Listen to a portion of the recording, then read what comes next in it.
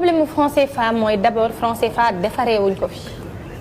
c'est-à-dire que France mi nga xam ne bokkul ci zone franc ndax ñun rek ñoo bokk ci zone franc 15 pays la 14 pays wu CEDEAO ak Comores. ñun ñoo bokk ci franc CFA France bokk ci mais franc CFA France lañ koy defaree dañuy fay ay français ñuy defar franc CFA. à la chamalière.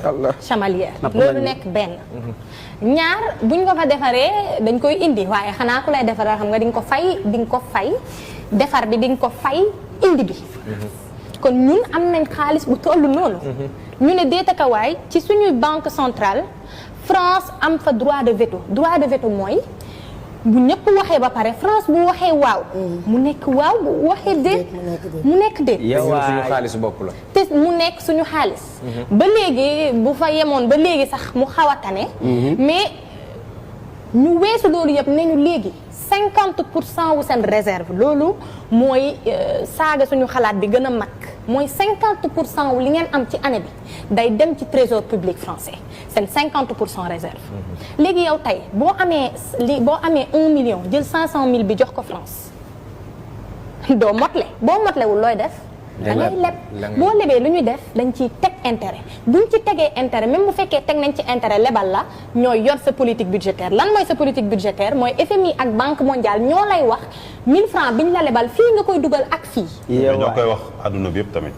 FMI ak Banque mondiale moo koy wax waa zone CFA ñoo koy wax zone dollar ñoo koy wax zone euro ñoo koy wax.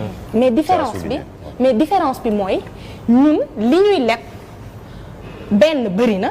ñaar mënuñ ko fay ndax boo liggéey tey booy jaay pour nga am rek pour nga jëndee 1000 francs jaayee 2000 déjà problème la. dëgg la léegi xalaatal yow nga jëndee 1000 francs jaayee 2000 kon ça signifie que sa intérêt ñaata la 1000 francs.